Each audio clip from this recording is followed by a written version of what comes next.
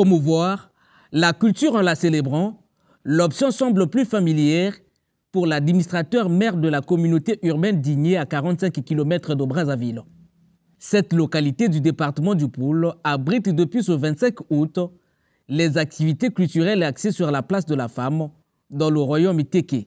La démarche scientifique pluridisciplinaire ne sera féconde que si tous les éclairages portés sur la place de la femme dans le royaume Téké sont mis en perspective pour contribuer à l'enrichissement de la réflexion nationale sur la place de la femme dans la société congolaise.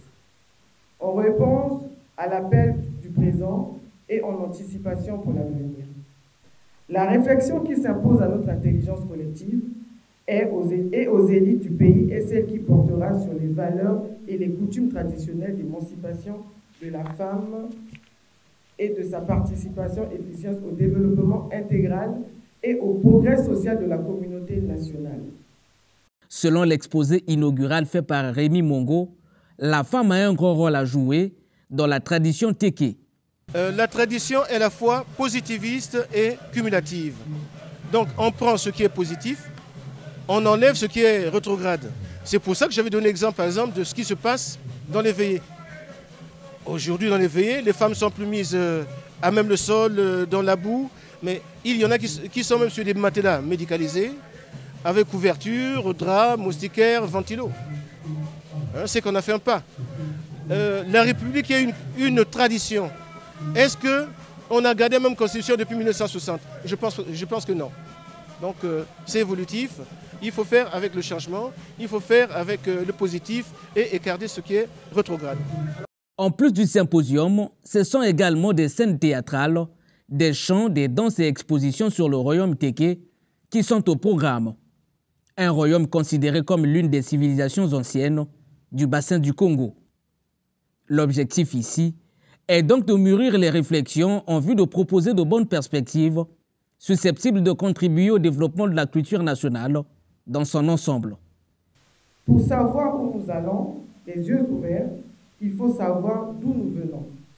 J'aurai le sentiment du devoir accompli quand les actes de ce symposium seront soumis à la lumineuse attention de nos élites pour penser les réformes possibles et fournir avec des valeurs Téké la réflexion et l'expérience, la conduite et l'invention congolaise de sa modernité.